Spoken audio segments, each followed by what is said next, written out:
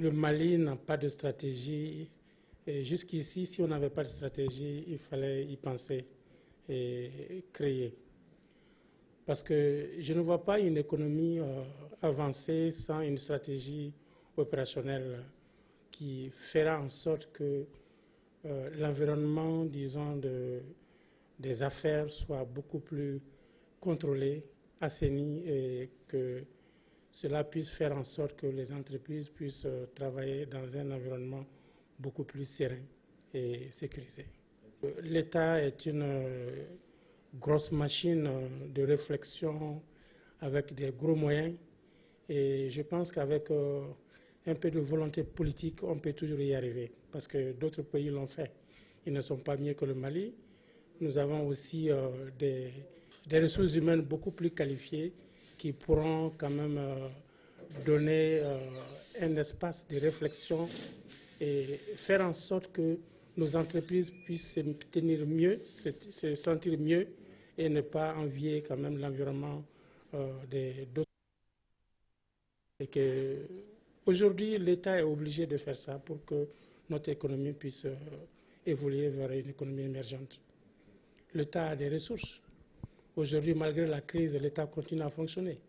Il suffit d'une volonté politique. Nous avons aussi des bailleurs de fonds, nous avons des partenaires financiers et techniques aussi qui sont toujours prêts à nous accompagner. Et pourquoi pas?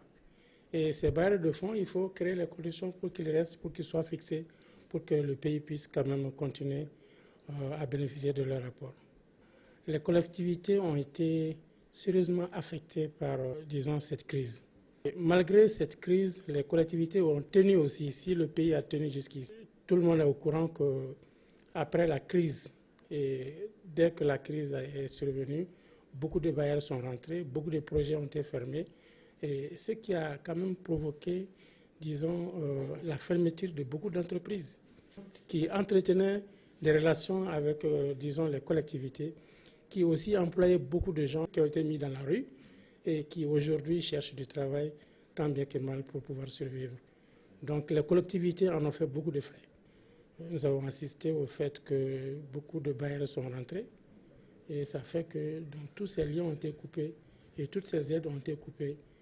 On a vu aussi que des entreprises qui ont été fermées, qui a fait que, disons, l'assiette fiscale des collectivités a pris un bon coup. Nous sommes obligés d'être optimistes et nous y travaillons.